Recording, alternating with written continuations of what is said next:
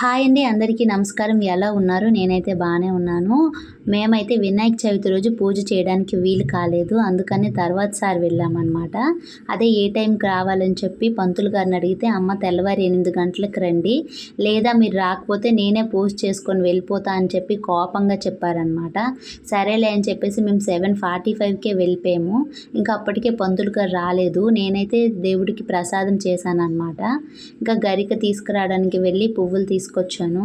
ఇంకా కొబ్బరికాయకి పీచుంటే తీసానన్నమాట. కొట్టడానికి వీలు కాదు కదా, అందుకని.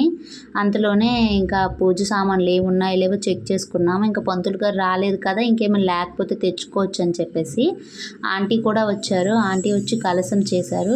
కలశం చేసేసి ఇంకా పసుపు దేవుడిని చేశారనమాట, పసుపు వినాయకుడిని. ఇంకా మాతో పాటు 2-3 వచ్చారు. వాళ్ళకు కూడా చేసి ఇచ్చారు ఆంటీ. చిన్న చిన్నగా పసుపు వినాయకుడిని చేసి ఇచ్చేసారు అందరికీ.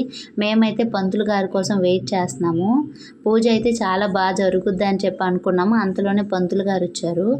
ఈరోజైతే వినాయక చవితి రోజంతా బీడుగా లేదు కాబట్టి పూజ అయితే చాలా బాగా జరిగిందండి. మేమైతే చాలా హ్యాపీగా ఫీల్ అయ్యాము.